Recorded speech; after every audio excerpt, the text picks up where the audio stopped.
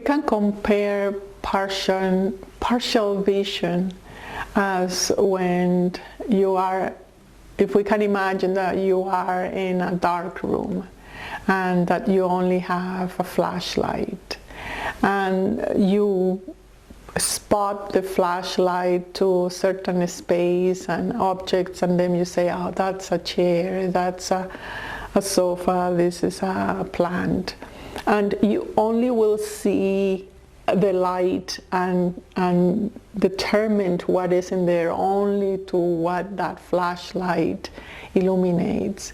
And then the shades, and that zone of the shades is very important because is a zone where the mind can create an image through certain analogy or through memories.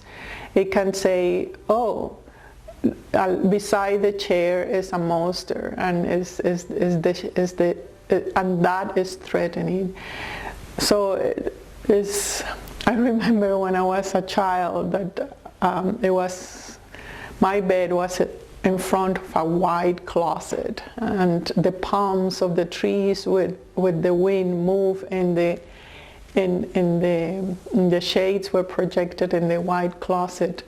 And I just spent hours before falling to sleep just looking at the shades and seeing or imagining how they look like. And depending on my day, or I guess my moods or what I ate, I could see things that threaten me, or I could see things that stimulate my imagination and my creativity. But either way, it was not real. It was something that it was moving, it was something that I was interpreting, it was something that my mind was trying to make sense. And beyond that was the darkness. It was something that I cannot see. And that is the part that we are trying to control. And that's something we don't realize, that control not necessarily is a bad thing on the things that you see. You need to control your routines, your earth living. But you cannot control the shades, and you cannot control the darkness. You cannot control what you cannot see. So the surrender really is about letting go of the things that you cannot control or that you cannot see. Right? So we always trying to say, okay, if I do that, then I will avoid something. I will be more loved, or I will be more safe, or if I will, whatever threats you will feel that I need to control. I need to do something about it, otherwise I will die. I will be in the empty. I will be in the dark. I will disappear. And the ego obviously don't agree with that. It doesn't like that, because the self is really, when it's not totally illuminated, is a dark spot. You don't see it. You don't see on earth you truly full self if you are not awake. You cannot see it because the forces of illusion and the Maya and all the cycles and the clock of reality is so thick, is so perfect for us to have the experience and learning in the form that we have to forget the self.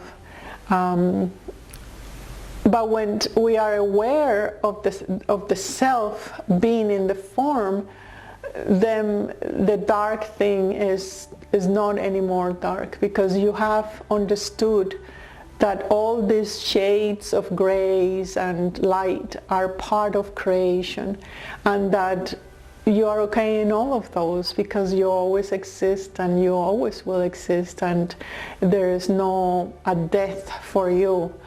So dealing with the different zones of light is, as you are in the process of full awareness, of full light, then you will see that the mind can calm down.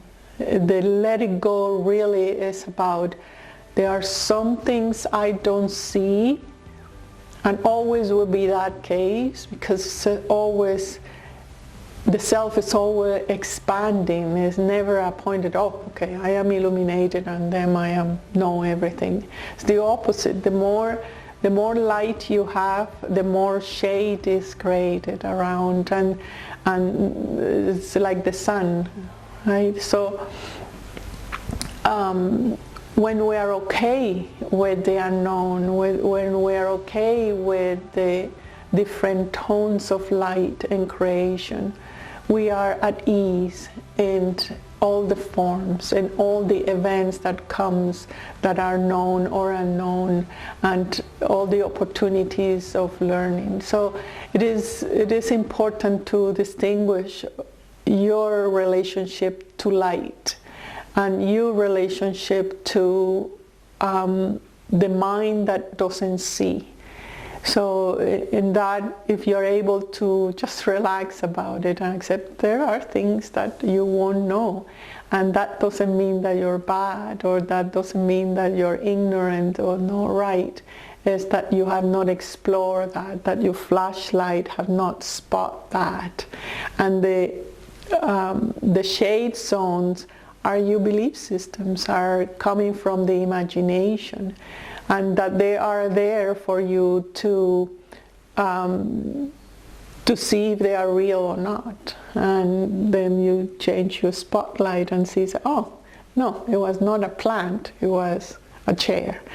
And that way you start defining and touching reality through your own location, through where you are, of how those eyes are perceiving, from what eye you are perceiving.